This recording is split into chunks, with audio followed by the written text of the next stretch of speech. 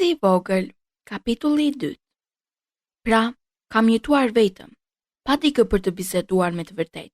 Deri para 6 vitesh, kur në shkretëtirin e Saharas, pata një defekt në aeroplan.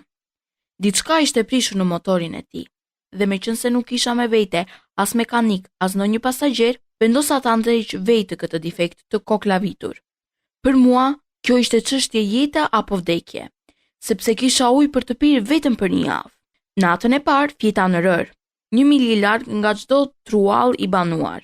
Isha më i izoluar se një marinar i braktisur në mes të oqeanit, mbi një arksh, pas mbytjes së anijes.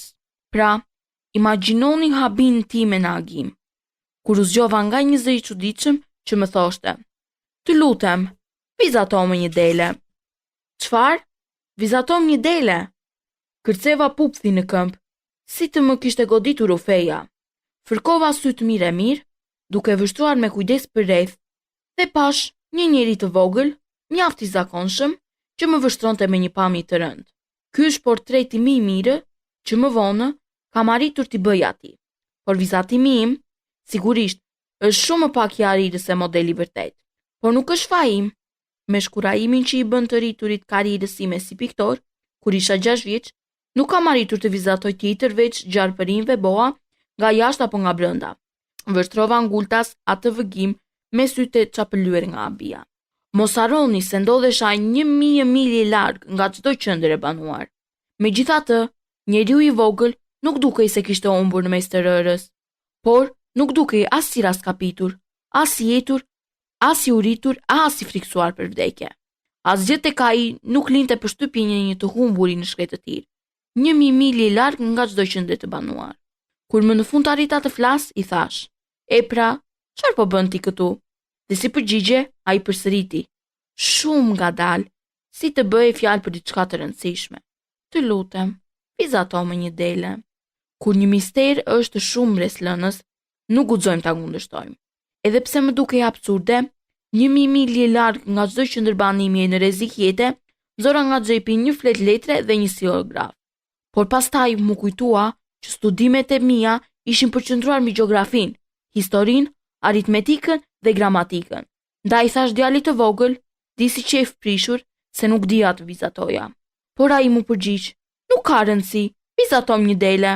Meqense nuk isha vizatuar kur një dele, skicova për të një nga 2 vizatime që dija të bëja, atë të boas me bark të mbyllur, dhe u mahnita kur dëgjova djalin e vogël të më thoshte: Jo, nuk dua një elefant brenda barkut të boas. Boa është gjarpër shumë i rrezikshëm dhe elefanti shumë i rënd. Shtëpia ime është shumë e vogël, kam nevojë për një dele, vizatom një dele." Kështu që fillova të vizatoj. Ai e vështroi me kujdes dhe pastaj shtoi: "Jo, kjo është shumë e smur. Vizatom një tjetër." I vizatova një tjetër. Miku im buzëqeshi butësisht dhe më mërkuptim: "Po ti i sheh edhe vetë. Kjo nuk është dele, por dash, ka brirë." Kështu që e bra përsëri vizatimin tim për të tretën herë. Por dhe ky u refuzua si tritë më pashmet. "Kjo është shumë plak. Dua një dele jetë gjatë." Por për shkak të mungesës së durimit, sepse kisha ngutë të filloja çmontimin e motorit, i shkaravita vizatimin e 4 dhe i bëra këtë shpjegim: "Kjo është vetëm kutja e saj. Delja jote është këtu brenda." Por u befasova shumë kur pash të çele fytyra e gjyqtarit tim të vogël. Është pikërisht ashtu siç e doja. Mendon se kjo dele do të ketë nevojë për shumë bar? Përse? Sepse aty ku jetoj unë, çdo gjë është shumë e vogël. Me siguri që do të jetë e mjaftueshme. Të kam dhënë një dele shumë të vogël. Ai zjati kokën mbi vizatimin. "Nuk është edhe aq e vogël." "Pa shiko," e zuri gjumi. Pra, kështu u njoha me princin e vogël.